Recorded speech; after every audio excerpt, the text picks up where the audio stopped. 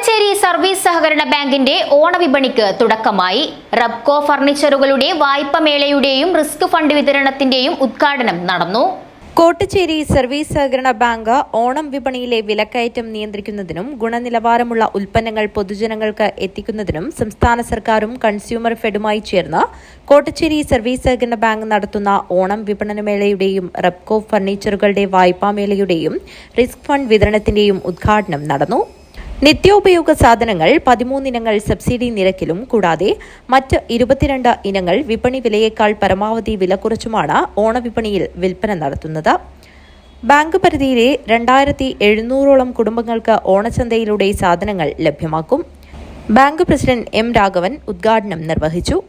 കേരളത്തിലെ ജനങ്ങൾ നന്നായി ഭക്ഷണം കഴിക്കണമെന്നും അവർ നന്നായി ജീവിക്കണമെന്നും ആഗ്രഹിക്കുന്ന ഒരു ഗവൺമെന്റ്, ഇടതുപക്ഷ ജനാധിപത്യങ്ങളുടെ ഗവൺമെന്റ് ഈ ഓണക്കാലത്തെ ഏറ്റവും മനോഹരവും ആസ്വാദ്യവുമാക്കുന്നതിന് വേണ്ടി വലിയ രൂപത്തിലുള്ള ഇടപെടലുകളാണ് നടത്തിക്കൊണ്ടിരിക്കുന്നത്.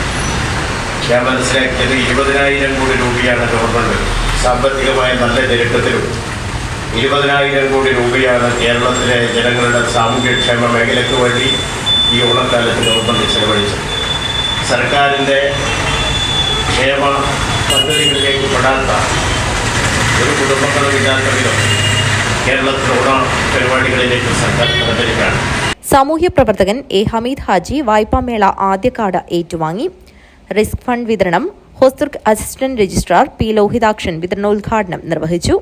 Bank vice president V Gineesh അധ്യക്ഷത വഹിച്ചു. ബാങ്ക് ഭരണസമിതി അംഗം K Kottankunhi, Kerala cooperative bank employees union ജില്ലാ സെക്രട്ടറി കെ വി വിശ്വനാഥൻ എന്നിവർ സംസാരിച്ചു. Bank secretary V V Lekha സ്വാഗതവും bank manager M A Shanooj നന്ദിയും പറഞ്ഞു. News bureau, Kanhangad.